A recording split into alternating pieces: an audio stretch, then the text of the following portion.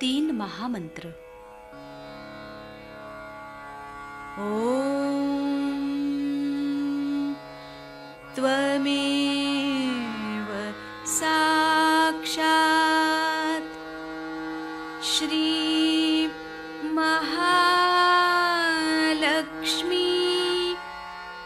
महासरस्वती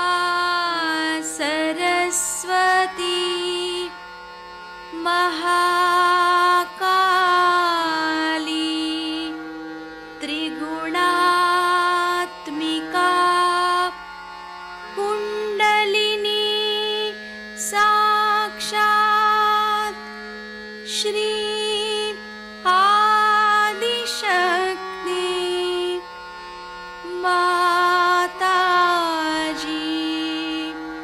श्री निर्मला देव्यै नमो नमः। ॐ त्वमेव साक्षात् श्री कल्की साक्षात् श्री आदिशक्ति माताजी श्री निर्मला देव्यै नमो नमः। ॐ त्वमेव साक्षात् श्री कल्की साक्षात् श्री सहस्रार स्वामिनी मोक्षप्रदायिनी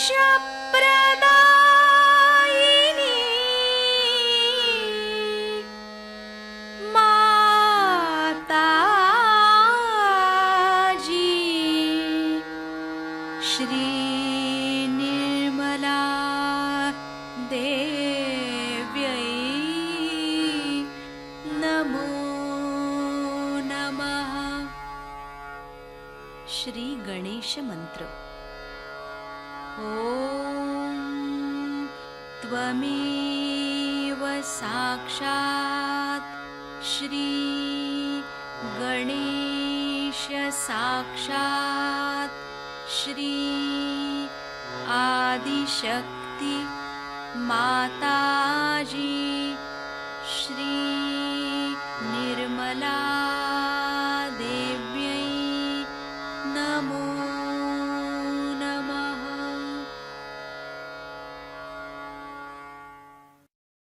जय श्री माता जी। दोनों हाथ माँ के सामने हृदय में श्री माता जी को नमन करेंगे। श्री माता जी की छवि को अपने सेंटर हृदय पर स्थिर करेंगे। परम पूज्य श्री माता जी, कृपा करके हम सभी के हृदय को अपने रहने के योग्य बनाइए। श्री माता जी, हम सबको क्षमा कर दीजिए, हम सभी अज्ञानी हैं।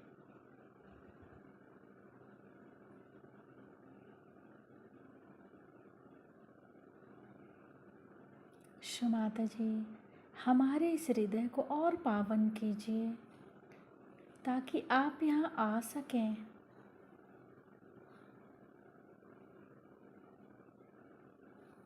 माँ की छवि को सेंटर हृदय पे निरंतर देखते हुए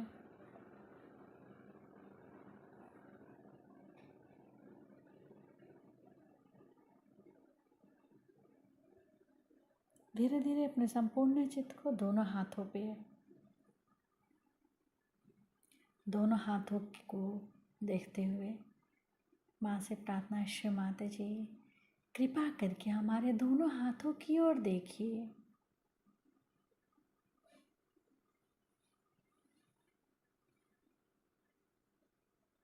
धीरे धीरे अपने संपूर्ण चित्त को सेंटर मूलाधार।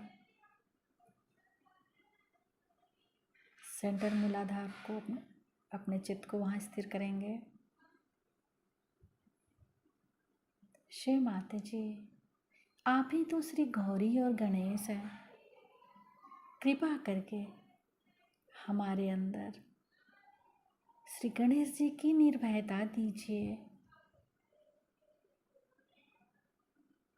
श्री माता जी, हमारे अबोधिता और पवित्रता की रक्षा कीजिए।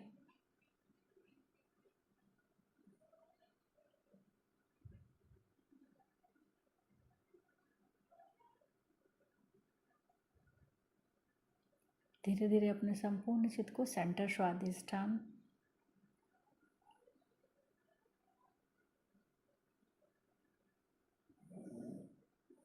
सेंटर नाभि, पूरा भवसागर,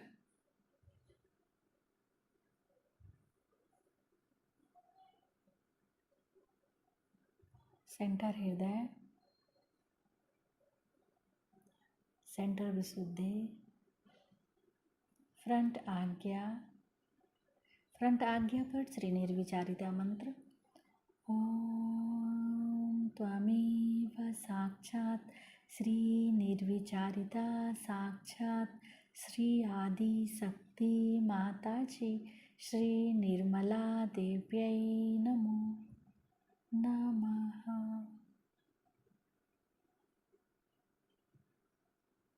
बैक आज्ञा।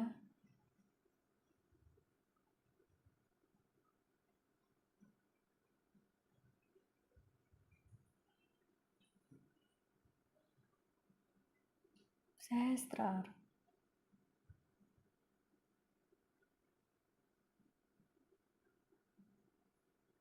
सहस्त्रार पर एक चित रहेगा, एक चित सेंटर मूलाधार, दोनों जगह एक साथ। सहस्त्रार से सेंटर मूलाधार,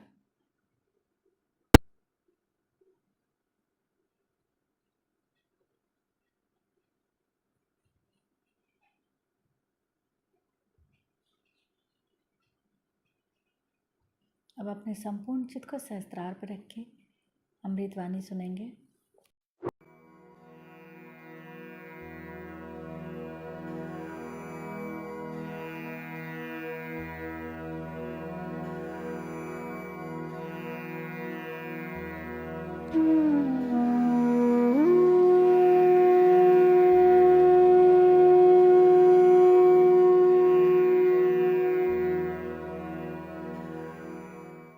सारा समय पैसे में लपेटना अपने को हर समय, ये सब जड़ता की निशानी है और आपका नाभि चक्र पकड़ता है। बोलो कितने चीज से नाभि चक्र पकड़ता है? ठीक है, कोई मिल गया तो ठीक है, नहीं मिला तो ठीक है, उससे कोई आप गरीब नहीं होते। गरीब होते हैं अपने तबीयत से।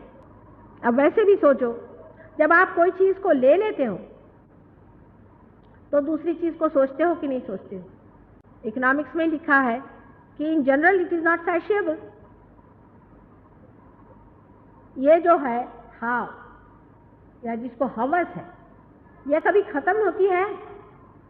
आज ये लिया तो कल वो चाहिए, वो लिया तो वो चाहिए, वो लिया तो वो चाहिए। इसका इलाज क्या? संतोष। बीच में संतोष में बैठे। संतोष इलाज है नाभि का। नाभि का इलाज है संतोष और समाधान।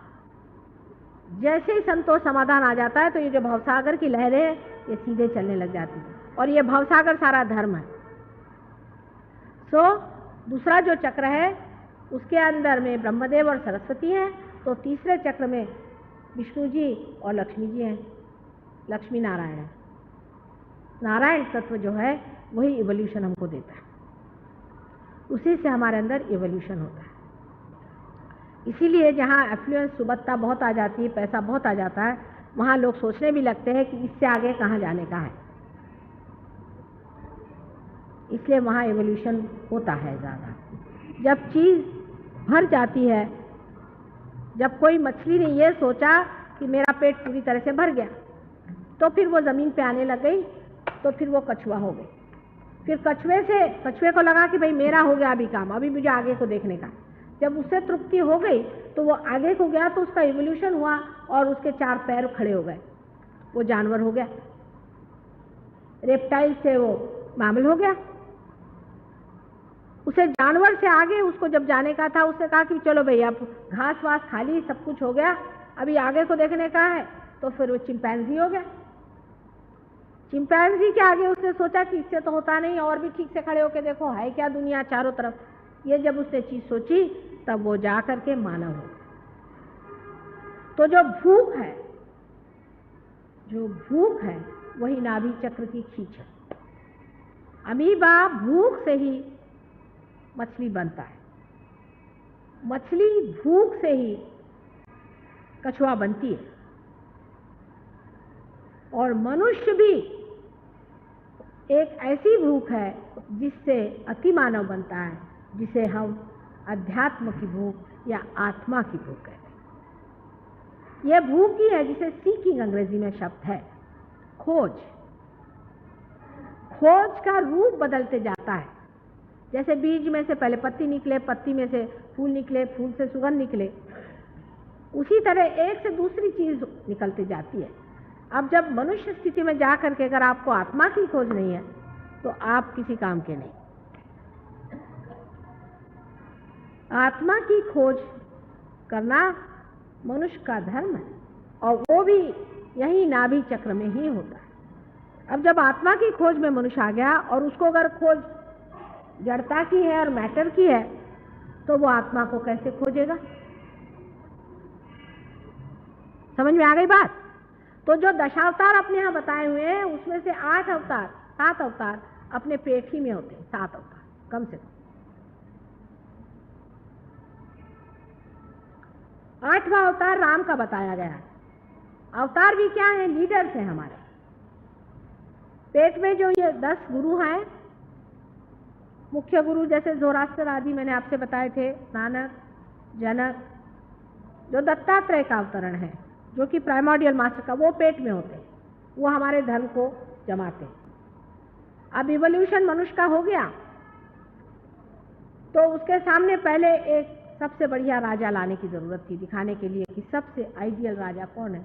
तो राम का अवतरण है। ये लीडर्स हैं। अवतरण क्या होते हैं? लीडर्स होते हैं, क्योंकि बगैर लीडर के इवोल्यूशन नहीं हो सकता, और ये लीडर परमात्मा के अंश होते हैं, इसलिए इनको अवतार कहा जाता है। तो राम का अवतरण हो गया। राम संसार में आए बताने के लिए कि एक आइडियल राजा कैसे होना चाहिए, राजकारण कैसे होना चाहिए। 8000 वर्ष पहले ये हमारी चेतना में बात आई। 8000 वर्ष पहले, जब इंग्लैंड में शायद वहाँ पे सूअर रहते होंगे, या अमेरिका में तो पता नहीं मगरमच्छी रहते होंगे। यानी यहाँ तक हमारे यहाँ जो गजेंद्र मोक्ष लिखा गया, आप लोगों ने पढ़ा होगा, गजेंद्र का मोक्ष हुआ था। तो जो पहले जानवर थे अपने यहाँ, बहुत बड़े बड़े जानवर थे, जो मैमथ वगैरह, उन जानवर में से सिर्फ एक हाथी बचाया गया था। वो हाथी का जो बचाना था इवोल्यूशन में, क्योंकि विष्णु शक्ति से होता है ये कार्य, इसलिए वो गजेंद्र मोक्ष की अपने यहाँ कहानी, उनमें से हाथी बच गया। हरे जो स्तर पे इवोल्यूशन होता है, उसमें से कुछ लोग तो बचते ही जाते हैं। जैसे मछलियाँ भी आजकल है ही, हाथी भी आजकल है ही, इसी प्रकार धीरे धीरे इवोल्यूशन होते रहा। 7 इवोल्यूशन तक हम लोग कह सकते हैं कि पहला इवोल्यूशन परमात्मा का जब मनुष्य के रूप में होने का हुआ, तो वामन स्वरूप, छोटा आदमी बन के वामन बन के आए थे। उन्होंने पहले ये दिखाया कि मनुष्य जो है वो तीनों लोक को जीत सकता है। मतलब ये था कि मनुष्य जो है वो 5 तत्वों को जीत सकता है। ये वामन स्वरूप हुआ। उसके बाद में परशुराम का जो अवतरण हुआ है, उसमें उन्होंने ये दिखाया कि मनुष्य अपने क्रोध से या अपने बल से जानवर आदि जो कुछ भी नेचर के जो नेचुरल जो हमारे ऊपर में प्रॉब्लम्स हैं, उसको जीत सकता है। इसलिए परशुराम का अवतरण हुआ। उसके बाद राम का अवतरण तब हुआ कि जब ये दिखाना था कि मनुष्य अपने अंदर ऐसी स्थिति कर सकता है कि राजकारण में वो अपने को दूसरों का लीडर बना सकता है और सबको परमात्मा के रास्ते में ले जा सकता है, जिसको कि फिलॉसफर किंग कह करके लोगों ने बताया हुआ है। वो अपने यहाँ श्री राम का उदाहरण है। अभी बोलो अपने यहाँ के कितने राजकर्ता उनसे पूछो कि राम का उदाहरण लो, जिन्होंने सीता जी को छोड़ दिया। अपने घर वालों का त्याग करना ही चाहिए अगर आपको राजकारण में आना है तो। अगर वो अपने से चिपक गए तो हुआ कल्याण देश का भी और आपका भी। जिसने इस मक्खी को पहचान लिया वो बड़ा भारी राजकारणी है, वही राजकारण कर सकता है। इसलिए श्री राम का अवतरण संसार में हुआ, लेकिन वो अपनी पत्नी से बहुत प्रेम करते थे और इतना ही नहीं, बड़े भारी पिता स्वरूप वो हैं। अब अगर समझ लीजिए आपके हाथ में मैं ऐसे कहूँ कि हाथ रखो बेटे, अगर आपकी ये पकड़ा जाए राइट हार्ट, इस पे राम का अवतरण है, तो आपसे या तो आप अपने पिता से नाराज़ हैं और या तो आपके पिता में बीमारी है कोई, या तो उनको हार्ट का ट्रबल है आपके पिता को, या अगर आप पिता हैं तो आप अपने बच्चे से ठीक नहीं हैं। देखिए कितनी कमाल है। आप ऐसे बैठे हुए हैं, किसी के बारे में सोचें और ये चीज़ की अगर पकड़ आ रही है तो इसका मतलब ये है कि आपका पिता का जो तत्व है वो गड़बड़ है। अब वो बराबर कहाँ पर है इसको देखना चाहिए, उससे बराबर अंदाज पड़ जाता है। यहाँ है तो आपके पिता स्वयं हो सकते हैं या आपके पिता के पिता भी हो सकते हैं। अगर यहाँ है तो आपका पिता का तत्व ज़रा खराब है, माने ये कि आप परेशान हैं अपने पिता के लिए, या आप अपने बच्चों से ठीक से व्यवहार नहीं कर रहे हैं। इस प्रकार आपको हर एक चक्र पे पता चलता है। राम का चक्र जो है हृदय में राइट साइड पे है। अब राम तत्व के साथ हनुमान का भी तत्व है। हनुमान का तत्व जो है उसी से हम विचार करते हैं, उसी से हम फ्यूचर का सोचते हैं, वो बड़ा जबरदस्त तत्व है। जब सहयोग में आप पार हो जाते हैं, आपको कोई भी काम कराना हो, कहना हनुमान देख तू कर दे, अब तो आपका कनेक्शन हो गया ना, हो जाता है कोई सा भी कठिन से कठिन। लेकिन पहले आपको अधिकारी होना चाहिए। आप अधिकारी नहीं तो वो कुछ थोड़ी सुनेंगे, लेकिन अगर आप अधिकारी हो जाए, कह दिया चलो हनुमान जी बस काम खत्म, बस कहने की बात, वो दौड़ गए। वो तो बड़े तुरंत दौड़ते हैं, पर आपका अगर रामचंद्र जी का एक चक्र खराब है, कुछ नहीं बनने वाला था। हम तो बैठे बैठे लंदन में ही काम करते रहते भाई। हनुमान जी सुबह शाम तक दौड़ते हैं, इधर में भैरवनाथ जी दौड़ते रहते हैं। आपके अंदर भी सब है, आपकी वो भी मदद कर सकते हैं। हनुमान जी को अंग्रेजी में, मतलब क्रिश्चियनिटी में उनको गैब्रियल कहते हैं, सेंट गैब्रियल, और भैरवनाथ को कहते हैं सेंट माइकल। एक ही है, बिल्कुल एक, दो अंतर नहीं, नाम अलग है। उसके बाद बीच का हृदय चक्र, यहाँ पर जो हृदय चक्र है बीचों बीच में, यह दूसरे तरह का है कि हृदय में शिव जी का स्थान है और हृदय से शिव जी को छोड़कर शिवानी माँ का स्वरूप धारण करके जगदम्बा बनके भवसागर के ऊपर में स्थित हो जाती कि उसके जब भक्तजन डूब रहे होते हैं, हर एक धर्म में भक्तों को सताया जाता है, तो वो माँ बन करके जगदम्बा बन के और उनकी रक्षा करती है। ये रक्षा का तत्व है। अगर किसी आदमी को सेंस ऑफ इनसिक्योरिटी है, इस तत्व को हम मॉडर्न तक लाके बता सकते हैं। अगर वो सिक्योरिटी की सेंस नहीं है उसको, तो उसका ये चक्र पकड़ता है। इससे श्वास जो है जोर से चलता है। जब ब्रेस्ट कैंसर होता है किसी औरत को, तो उसका कारण भी यही चक्र पकड़ता है। अगर किसी औरत का आदमी अगर फ्लर्ट है, बदमाश है और वो किसी से कह नहीं सकती, तो उसका ये चक्र पकड़ता है। राम का चक्र भी, अगर वो अपनी पति से, कोई पति अगर अपने पत्नी से ठीक से व्यवहार नहीं करता है, उसको गृहलक्ष्मी का स्थान नहीं देता है और उसको ठगाता है, तो वो भी उसका राइट साइड पकड़ सकता है। उसी प्रकार अगर कोई स्त्री को ये दुविधा हो जाए, तो उसका ये बीच का पकड़ सकता है। आपको अगर सेंस ऑफ इनसिक्योरिटी हो जाए या आप में कोई भूत बाधा हो जाए, कोई तकलीफ हो जाए, तो ये बीच का चक्र पकड़ता है आपका। उससे श्वास बहुत जोर से चलता है। एलर्जी इसी से होती है। लिवर और इसका कॉम्बिनेशन हो जाए, लिवर का मतलब स्वादिष्टान चक्र और इसका अगर कॉम्बिनेशन हो जाए तो एलर्जी शुरू हो जाती है। लोग बोलते हैं कि एलर्जी ठीक नहीं होती, सहयोग में एकदम ठीक हो जाती है। ब्रेस्ट कैंसर एकदम ठीक हो सकता है सहज में, एकदम 100%। उसके बाद में ऊपर में चक्र जो है, मैंने कहा जगदम्बा का है, श्री सीताराम का चक्र है राइट साइड में, और लेफ्ट साइड में हार्ट में शिव जी का तत्व है, शिव तत्व है। अब जानना शिव तत्व को है, और कुंडलिनी जो है वो आपके अंदर चित्त को खींचती है और आपके चित्त को जब यहाँ पहुँचा देती है तो ये सदाशिव जी यहाँ बैठे हुए, यहाँ सदाशिव का स्थान है जो कि हमारा एग्जिस्टेंस है, और उसका हृदय में प्रतिबिंब है आत्मा स्वरूप। जैसे ही वो यहाँ जागृत हो जाती है, हृदय में भी प्रकाश पड़ जाता है और आत्मा का स्वरूप जो है वो अपने हाथ से बहने लगता है। ये आत्मा का स्पंदन है, जो आपके हृदय का स्पंदन है वो आपके हाथ से बहना शुरू हो जाता है। ये रियलाइजेशन है, हवाई बातचीत नहीं है, बिल्कुल आप देखेंगे, खुद आप मेहनत करके देखेंगे, बिल्कुल साइंटिफिक चीज़ है। लेकिन तुम लोग सीख लो, नहीं तो ये अंग्रेज तुम्हें आके सिखाएंगे। मैं बता रही हूँ, ये तुमसे बड़े होशियार लोग, ये तो जम जाते हैं सहयोग पे। रात दिन की मेहनत करके इन लोगों ने ऐसा पकड़ लिया, इसे तुम लोग बात करोगे तो हैरान हो जाओगे कि अरे बाप रे ये लोग कहाँ से कहाँ पहुँच गए। सारे तुम्हारे अवतार सब पढ़ के इन्होंने अपने ठिकाने लगा लिया है। कोई भी इनको परम्यूटेशन कॉम्बिनेशन बता, बोलते हैं हाँ इसमें ये मंत्र लगाओ, ये करो, वो करो, ये ठीक करो। हो सकता है कि पुराने हिंदुस्तानी उधर पैदा हुए और उधर जो इधर राज करते थे आकर के आज राज कर रहे,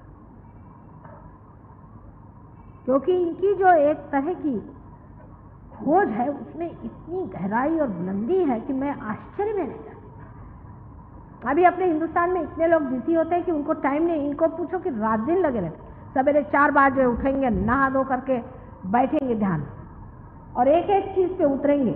हालांकि उनके पास वो चीज़ नहीं है जिसे पवित्रता कहते हैं, जो तुम्हारे पास है वो खो चुके, उसको भी जमा लेते हैं। पाने का है ना, सब चीज़ जमा लेते।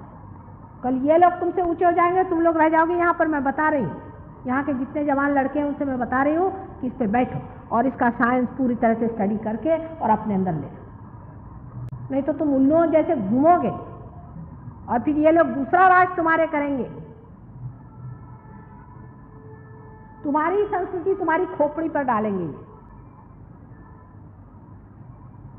अभी हमारे साथ आए 2-3, तो मैंने उनसे कहा कि तुमको क्या हिंदुस्तानी लड़की शादी करना है? कल हिंदुस्तानी हो तो, और वो अंग्रेज हो गई हो तो हमको नहीं चाहिए। बाल कटी लड़की नहीं चाहिए हमको। देखो उनको अच्छी नहीं लगती कोई बाल कटी हुई लड़की आती, कह ये क्या अंग्रेजियत करके घूम रहे हैं, हमको नहीं अच्छी लगती है लड़की। और जो हिंदुस्तानी उसको कहेंगे बड़ी ब्यूटीफुल है। अपने दृष्टि से तो वो बिल्कुल ही पिछवाड़ी औरत है, इनके लिए वही ब्यूटीफुल है। तो अब आपको मैंने हृदय चक्र के बारे में बताया, हृदय के बारे में बताया, और यहाँ दुर्गा जी का 1000 बार का कहते हैं कि अवतरण हुआ है, पर उससे अनेक बार हुआ है, पर मुख्य 1000 है। तो इसके लिए आप दुर्गा पढ़े, दुर्गा सहस्त्र नाम पढ़े तो आप उनके नाम सब जान सकते। ये चक्र जिसका पकड़ा हो, दुर्गा जी का नाम ले, उसका छूट जाए, पर पार होना चाहिए, बगैर पार हुए नहीं। पेट खराब हुआ है आपका, ज़ोरास्टर का नाम ले, नानक का नाम ले, आपसे सबसे लेटेस्ट अपने शिरडी के साईं बाबा है उनका नाम ले, वो दूसरे वाले का नहीं बोल रहे, उसका तो नाम भी नहीं लेना चाहिए।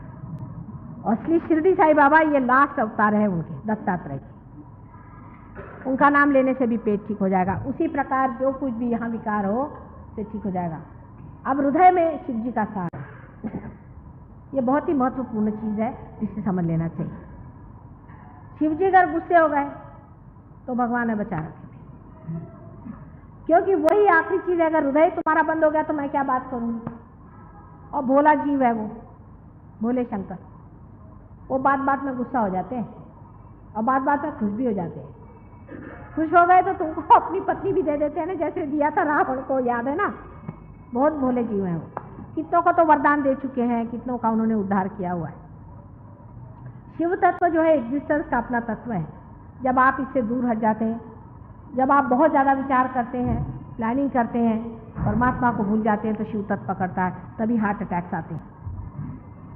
जो ईगो ओरिएंटेड आदमी होता है, जो ईगो से काम करता है, माने जो बहुत विचार करता है ना राइट साइड की नाड़ी से, उसका ईगो डेवलप हो जाता है। ऐसा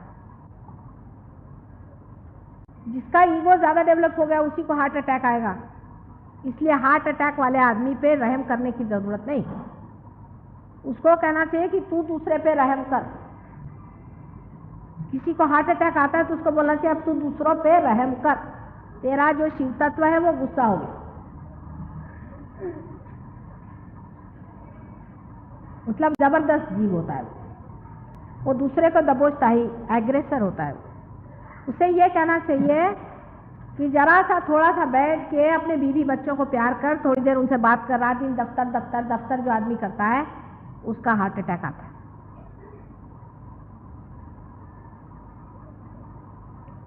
मतलब इम्बैलेंस भी है दो तरह का। एक होता है कि अपने सोचने विचारने से जो इम्बैलेंस आता है। एक लेडी को, गुजराती लेडी थी, वो वाइस चांसलर साहब थे गुजरात के, उनकी वाइफ, उसको हृदय चक्र पकड़ा, हृदय पकड़ा। मैंने बोली भाई तुम क्या प्लानिंग करती हो, तुम तो हाउस वाइफ हो। मैंने कहा हाँ, सवेरे से पापड़ क्या बनाने के, अचार क्या बनाने के, आज कौन खाना आने का, आज किसको नौकर पे बिगड़े, इस पे बिगड़े, पति पे बिगड़े, इधर काय को रखा, उधर बैठ, उधर चल, हो गया हार्ट अटैक आने का। ऐसे औरत को हार्ट अटैक आएगा। हार्ट अटैक नहीं आएगा तो स्ट्रोक, पैरालिसिस जिस आदमी को आता है वो भी इसी वजह से आता है। उस आदमी के साथ दया करने की जरूरत नहीं, उसको कहना तू दया कर, परमात्मा से दया की भीख मांग, कान पकड़, परमात्मा की क्षमा मांग। उस पर अपने आप बहुत अच्छा श्लोक है, आप जानते हैं, गणेश जी का, जिसमें उनसे क्षमा याचना होती, क्योंकि वो करुणानिधि हैं, क्योंकि वो दया के सागर हैं। उनसे कहना चाहिए कुछ भी मैंने गलती से किया हो तो भैया माफ़ कर। उनसे हाथ जोड़ के माफ़ी मांगते हैं तो माफ़ कर देते हैं। तो जिस आदमी को हार्ट अटैक आता है, स्ट्रोक आता है, तो जान लेना चाहिए कि बड़ा एग्रेसिव आदमी है। तो नेचर ने कहा चल तेरे को ख़त्म ही कर देता हूँ मैं। अब जरा सा लंगा पंगा हो जाएगा, जब हाथ ऐसे हो जाएंगे, मुंह टेढ़ा हो जाएगा, अब क्या ज़बरदस्ती करेगा, बोल ही नहीं सकता ठीक से। बहुत दो तरह का एग्रेशन होता है। एक होते हैं जो बोलते ज़्यादा है, एक होता है वो नहीं बोल करके बस हर समय गुस्सा नाक पे चढ़ा हो। दफ्तर में आए कि शुरू धम धम धम, दफ्तर से आए कि शुरू। सब लोग बोलते हैं कोई बाघ है कि शेर है, बोलना नहीं, बोलेंगे नहीं, बस गुस्से से देखेंगे ऐसा ऐसा कर। तब करुणानिधि, दयानिधि, परमेश्वर शिव तत्व जो है वो गुस्सा हो जाता है। उससे ऐसे लोगों को हार्ट अटैक्स आते हैं। दूसरे लोग जो होते हैं उनका इम्बैलेंस ऐसा आता है कि जो इमोशनल होते हैं बहुत अपने हृदय से, मतलब ये कि कविता लिखो और हर समय रो और बड़े रोमियो जूलियट बन के घूमो और दुनिया भर की चीज़ें जो हम हृदय से करते रहते, ऐसे लोगों की खोपड़ी खराब जाती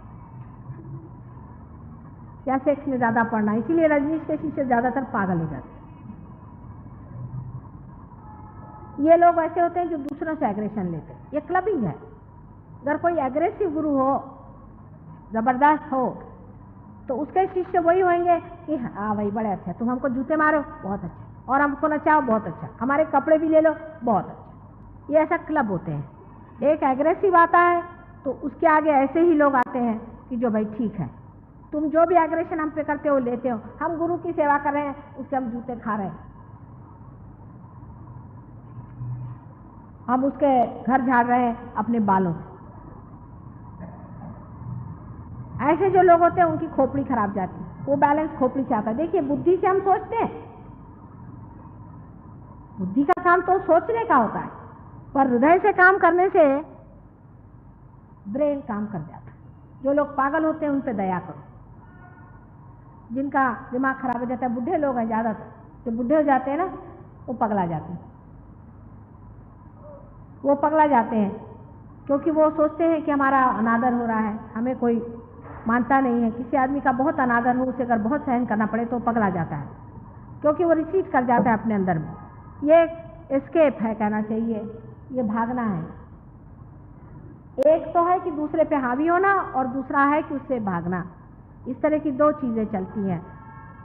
इससे अच्छा आप बीच में रहो, ना तो किसी पे आप एग्रेस करो, ना तो किसी पे आप आक्रमण करो, और न ही किसी का आप आक्रमण लो। आप बीच में खड़े हैं, बोलो क्या करने का। बीच का मार्ग प्रेम का होता है। अगर माँ बच्चे को 2 थप्पड़ भी मारती है तो प्रेम से मारती है।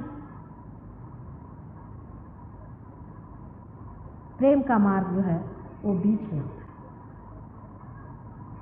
इसलिए बीच का तत्व है प्रेम का, और जगदम्बा से मिला है तो माँ के प्रेम से हम प्रभु के प्रेम को समझ सकते हैं कि हमारी एक माँ ही है, पार्थिव शरीर है उसका, सब पार्थिव है, तो भी उसका प्रेम एक कैसा है कि बुढ़े भी हो जाते हैं तो भी माँ की याद नहीं छूटती। कि माँ होती तो देखो आज ऐसा नहीं करती मेरी माँ। अब कभी कभी एक आध माँ खराब भी निकल जाती, पर अधिकतर बच्चे ही खराब हो जाते हैं, माँ का रिश्ता खराब नहीं होता। जो बच्चे अपने माँ को नहीं मानते हैं, उनको सताते हैं, उनका भी ये चक्र पकड़ता है। बुढ़ापे में माँ बाप को सताते हैं, उनका भी ये चक्र पकड़ता है। अपने माँ के प्रति श्रद्धा रखना, बाप के प्रति, पहले माँ के प्रति, क्योंकि बाप तो अपने से श्रद्धा करा ही लेता है, नहीं तो 2 झापड़ मारेगा वो तो नहीं छोड़ने वाला। बाप को कोई जवाब नहीं देता, माँ को तपड़ तपड़ जवाब देते हैं क्योंकि बेचारी माँ है। लेकिन जो अपनी माँ का मान करता है वो असली सहयोगी है। ऐसा मेरे साथ भी करते हैं ना, मेरे को बहुत सताते हैं, क्योंकि मैं किसी को मारती पीटती नहीं हूँ, इसलिए मेरे को सताते रहते हैं। लेकिन मैं मज़ा देखती हूँ, कितनी देर सताओगे तुम, फिर तो ठीक करना ही पड़ेगा। फिर पकड़ गया माँ मेरा सर आए, मैंने कहा अच्छा अभी पकड़ गया क्या, अभी ठंडे बैठो जरा। बहुत आर्ग्यूमेंट कर रहे थे मेरे साथ। उसके बाद में हृदय का चक्र में मैंने बताया, हृदय में मैंने कहा कि शिव जी का तत्व है, और उससे ऊपर का जो चक्र है बहुत ही महत्वपूर्ण है। इसको विशुद्धि चक्र कहते हैं, जो कंठ में यहाँ पीछे में होता है। जबकि मनुष्य ने अपनी गर्दन उठा ली तब ये चक्र स्थित हुआ है। ये श्री कृष्ण का चक्र है, राधा कृष्ण, ये विराट का चक्र। ये विराट पूरा की पूरा विराट बना है। इस सारे विराट में आप छोटे छोटे एक सेल, लेकिन अभी तक आपको अंदाज नहीं है कि आप एक छोटे सेल हैं और वो बड़ा सेल है। जिस वक्त आप पार हो जाते हैं तब आपका कनेक्शन उससे जुड़ जाता है, आप भी विराट हो जाते हैं। ये विराट का चक्र बहुत ही महत्वपूर्ण है। इसकी 2 साइड है, लेफ्ट और राइट साइड। राइट साइड में राजसिक माने जिसको हम कह सकते हैं कि राइट साइड जिसकी पकड़ती है उसे रुक्मिणी जी और श्री कृष्ण का ध्यान करना चाहिए, और जिसकी लेफ्ट साइड पकड़ती है उसको विष्णु माया का करना चाहिए। माने ये कि जो राजकारण में लोग झूठ बोलते हैं उनका राइट साइड बहुत ज़्यादा पकड़ेगा, और लेफ्ट जिसका पकड़ता है उसको ये कि उसको माँ बहन का अक्ल नहीं होती। लेफ्ट की शुद्धि वाले को माँ कौन बहन कौन जिसको अक्ल नहीं होती है उसका ये पकड़ता है। हर एक औरत को जरूरी देखना चाहिए, गया उसका लेफ्ट की शुद्धि जरूर पकड़ेगा। या जो आदमी अपने को बहुत गिल्टी महसूस करता है, अरे मैंने तो ये भी दोष कर दिया, हर समय रोते रहना, उसका भी पकड़ता है। मैं बड़ा दोषी हूँ, उसका भी पकड़ता है। ऐसे अनेक चीज़ें हैं। और फिजिकल इसमें जिसको जुकाम हो जाए, सर्दी हो जाए, उसका राइट साइड पकड़ता है। इसी से ब्रोंकस वगैरह जो चीज़ें हैं उसकी बीमारियां चलती। या मंत्रों का उच्चार करने से ये चक्र हमेशा पकड़ता है। जैसे हरे रामा हरे कृष्णा वाले हैं, उनको कैंसर ऑफ द थ्रोट लिखा हुआ है। अभी आएंगे मेरे पास, आते हैं, उसको कैंसर ऑफ द थ्रोट होता है। गलत अनधिकार मंत्र बोलने से कैंसर ऑफ द थ्रोट होता है। उससे ऊपर का जो चक्र है, कृष्ण के चक्र के बारे में जितना कहो सो कम है। इसकी 16 सबप्लेक्सेस हैं, और जो 16,000 उनकी बीवियां थी वो उनकी 16,000 नाड़ियां थी जिन्होंने जन्म लिया था संसार में। बहुत बड़ी चीज़ है। कृष्ण को बताने के लिए एक बार पूरा लेक्चर दूंगी, फिर बताऊंगी कृष्ण के बारे में। विष्णु का कृष्ण रूप जब यहाँ हो जाता है तो बाप का विराट का संबंध हो जाता है। इसलिए हम जब तक ऐसे हाथ नहीं करते आप पार नहीं हो सकते। आप संबंध विराट से हो रहा है, हाथ से, क्योंकि यहाँ पर वही चक्र संबंधित होता है। और जब आप दूसरों पे हाथ चलाते हैं तब विराट खुश होते हैं। दूसरों का भी संबंध विराट से होता है, हाथों से ही होता है।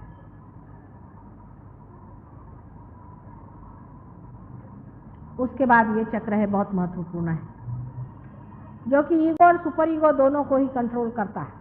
हालांकि ईगो और सुपर ईगो दोनों ही यहीं से विशुद्धि से ही शुरू होते हैं, पर कंट्रोल किया जाता है आज्ञा चक्र से। बहुत ही महत्वपूर्ण है।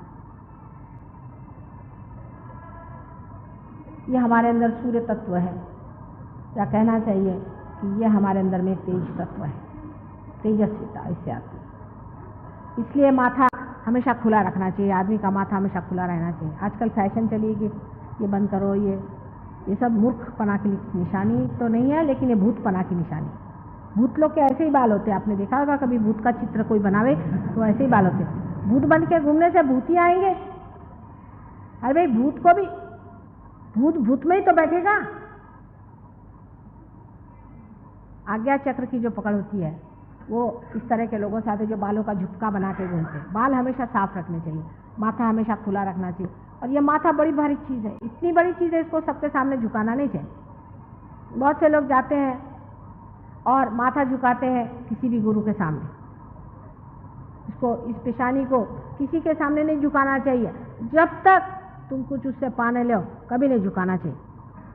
इसीलिए मैं कहती हूँ कि पार हो जाओ फिर मेरे पैर पे आओ, इसे झगड़ा नहीं। लेकिन तुम लोग को शौक है पैर पे आने का, तो मैं क्या करूं।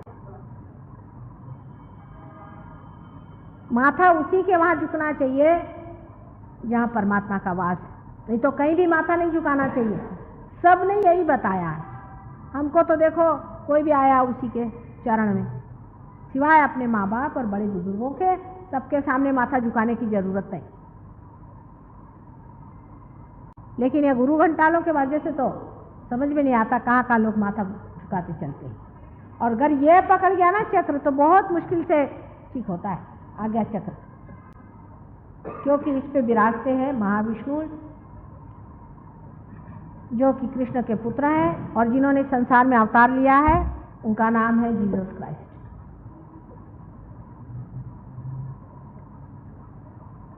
जो क्रॉस है वो यही क्रॉस है, इसको उन्होंने लांग दिया। वो संसार में आकर के उन्होंने कृष्ण की बात सिद्ध कर दी। नैनम छिदंती शस्त्राणी नैनम दहति पावक। कृष्ण ने कहा कि ये जो आत्मस्वरूप है ये किसी भी चीज से नष्ट नहीं होता है। उसकी सिद्धता ईसा मसीह ने अपने जिंदगी में पुनरुत्थान करके, रिजरेक्शन करके सिद्ध कर दी। ईसा मसीह ये ईसाइयों का नहीं है, अपना ही है, सबका ही है, किसी ने ठेका नहीं ले रखा। और इसका मंत्र जो है, जो लॉर्ड्स प्रेयर है, इसका मंत्र है। और आज्ञा चक्र को ही ज़्यादातर लोग छूते हैं। ये दुष्ट लोग जितने भी हैं, ईसा मसीह को पहले ख़त्म करो, क्योंकि उससे बढ़कर कोई भी जाज्वल्य देवता आज तक संसार में नहीं। और क्योंकि ये गणेश जी का तत्व है, गणेश साक्षात है। पीछे में गणेश है तो सामने में ये है। एक ही रुपये के दो हिस्से गणेश का स्वरूप है, क्योंकि गणेश से बढ़ के तो कोई देवता है ही नहीं। तो सब लोग इसी को पहले खराब करते हैं। चलो आज्ञा पे ही हाथ लगाओ, जिसको देखो वो गुरु गुणा गणेश को छूता है। किसी को भी अपने आज्ञा पे हाथ मत लगाने देना। जब तक पार नहीं हो जाओगे तुम समझोगे नहीं, बड़ी टेरेबल चीज। ये आज्ञा चक्र यहाँ पर है। इसकी माँ जो थी, जिसको हम मेरी कहते हैं, ये राधा जी है। यह है कि नहीं है, इसकी पहचान ये है कि तुम जो पार हो गए पूछो, माँ कह रही है सच है कि नहीं, देखो वाइब्रेशन कितने आ रहे। मैं एक एक चीज सत्य कहती हूँ, उसी से तो वाइब्रेशन आ रहे, सत्य के वाइब्रेशंस तुम्हें दे रहे हैं। राधा जी स्वयं ही थी वो, लेकिन वो उस वक्त कुछ बोली नहीं। ईसा मसीह ने भी अपने माँ के लिए कुछ नहीं कहा, उसको होली घोस्ट कहते थे। आदिशक्ति थी। आदिशक्ति और होली घोस्ट दोनों एक चीज है, पर उन्होंने नहीं कहा कि मेरी माँ होली घोस्ट है, नहीं तो उसी को क्रूस पे चढ़ा देते। तो फिर कोई वो चुप रहने वाला था, वो लेकर के मारता था। बहुत शक्तिशाली है और उसी का अब अवतरण आने वाला है, जो कि यहाँ पर और यहाँ पर बुद्ध और महावीर है हमारे माथे में, यहाँ पर बैठे हुए हैं। बुद्ध और महावीर ये कोई नहीं दूसरे हैं बट लव और कुश, जिसको आप कहते हैं। इनका नाम लव और कुश है। वही अनेक बार अपने संसार में जन्म लेते हैं। वही बुद्ध और महावीर के नाम से संसार में आए। वो भी अवतरण ही एक है, समझ लीजिए, मनुष्य से अवतरण होने वाले एक विशेष जीव है। उन्होंने आके संसार में अहिंसा का प्रचार किया, पर इस तरह का अहिंसा नहीं जैसे जैन लोग करते हैं कि खटमल को पालो और मच्छर को पालो। तो फिर उन्होंने कहा कि फिर से जन्म लो बाबा, इन्होंने क्या तमाशा कर दिया। तो फिर उन्होंने जन्म लिया हसन और हुसैन के नाम से। उनकी माँ जो थी वो वही सीता जी थी, वही जानकी थी, वही राधा थी, जिसको फातिमा भी कहते हैं। और उनका स्थान यहाँ लेफ्ट नाभि में होता है। हज़रत अली भी एक बहुत बड़ी हस्ती है, उनका नाम लिए बगैर लेफ्ट नाभि नहीं थी। हज़रत अली एक ही अवतरण है ब्रह्मदेव का, वो है हज़रत अली। अभी काहे का झगड़ा लेकर बैठे। तेहरान में ये लोग बड़ी बात कर रहे हैं ना, जिसकी बात कर रहे हैं उसकी मैं बात कर रही, पर इन गधों को कुछ मालूम है किसकी बात कर रहे हैं? कितनी प्रचंड शक्ति थी वो। तो किस चीज को लेके झगड़ा कर रहे हो? और आपस ही में उनके झगड़े हैं। इस शक्ति के बाद ये महालक्ष्मी की शक्ति है। मेरी का रूप महालक्ष्मी का है, और उस शक्ति के सहारे ही ईसा मसीह संसार में आए। उसके बाद ईसा मसीह को जब इन लोगों ने क्रूस पे चढ़ा दिया, उसके बाद उनका पुनरुत्थान हुआ। उसके बाद वो अपने हिंदुस्तान में कश्मीर में आके रहे, और उनकी माँ भी वहाँ आके रही, और वहीं उनकी मृत्यु हुई है और वहीं वो रहे। अब इसको लेके 50 झगड़े, पर किसी को असलियत का पता नहीं। उसके बाद अब आखिरी विष्णु जी का अवतरण, जिसको माना जाता है कल की अवतरण माना जाता है, वो आने वाला है। उससे पहले ही मैं आई हूँ जरा संभालने के लिए सब, क्योंकि वो तो आ रहा है 11 रुद्र लेके। रुद्र माने डिस्ट्रक्टिव पावर, विनाशकारी शक्ति, विध्वंसकारी शक्ति। 11, एक नहीं, 2 नहीं, 11 विध्वंसकारी शक्ति लेकर के वो आएगा संसार में कल की स्वरूप। आने वाला, उसमें कोई शंका नहीं। उससे पहले मैं आई हूँ, क्योंकि पहले तुमको पाठ तो करा ही दो, धर्म के बारे में बिल्कुल कन्विंस करा ही दो, पूरी तरह से परमात्मा की पहचान करा ही दो, जितने बच सकते हैं बचा ही लो भवसागर से, क्योंकि बेटे तो अपने ही है ना। परमात्मा ने जब तुमको बनाया तो वो क्या तुमको मिटाने के लिए थोड़ी बनाया, कि तुम्हारा नाश करने को नहीं बनाया, अपने प्रेम में बनाया। इसीलिए मैं संसार में आई हूँ कि तुम लोगों को इनके बारे में सब बताऊं, और ये चीज़ हो जाए, और उसके बाद कल की आने वाले हैं। इसीलिए मैं कहती हूँ कि तुमको पाचारण है, तुम्हारा स्वागत है, परमेश्वर के राज्य में आओ, वहाँ स्थित हो जाओ, क्योंकि कल की आने वाला है। वो आएगा, उससे कोई आर्ग्यूमेंट नहीं चलने वाला, वो आपकी कुंडलिनी नहीं उठाने वाला, वो जाज्वल्य है। इसलिए आप लोग अपना अपना ठीक कर लो मामला, हम पूरी मेहनत करने को तैयार हैं। ईसा मसीह ने कहा है कि मेरे खिलाफ आपने कुछ कहा तो चलेगा, लेकिन आदि शक्ति के खिलाफ, होली स्पिरिट के खिलाफ तुमने अगर कुछ कहा है तो कोई माफी नहीं होने वाली, इसलिए संभल के। वो जब आए, उन्होंने कहा कि मैं भगवान का बेटा हूँ, तो लोगों ने उनको क्रूस पे चढ़ा दिया। कोई पूछता है मुझसे, माँ आप क्या हैं, आप कैसे, इतना कैसे होता है, एकदम से कुंडलिनी कैसे चढ़ जाती है? जिनको मालूम है उनको मालूम है। तो मैं उनसे कहती, मेरे से मत पूछो, अपना जानो, पेपर वेपर में कुछ मत लिखो इस मामले में, अपने आप से जानो। क्योंकि मैं कहूँ मैं कुछ हूँ और तुमने उसमें बदतमीजी कर दी या कोई गलत बात कह दी तो पकड़े जाओगे, तो मेरे को नहीं कहने, पहले समझ लो बात, श्रद्धापूर्वक इसे पालो, उसके बाद जो होना देखी जाएगा। सारे 7 चक्रों का जो वर्णन बताया तुमको सर्वसाधारण तरीके से, तो कितना बड़ा विस्तार है, उसको गहराई से बाद में बताती रहूँगी, हमेशा अभी तो हुई ही यहाँ पर, लेकिन आप आना और इसको पालो। अभी तक जो भी धर्म की व्याख्या हुई है और अधर्म की व्याख्या हुई है, उसको, उसका पड़ताल लो, उसको जानो। एक्चुअलाइजेशन है, इसमें कोई भी बात मैंने ऐसी नहीं बताई जिसको मैं सिद्ध करके नहीं बताऊँ।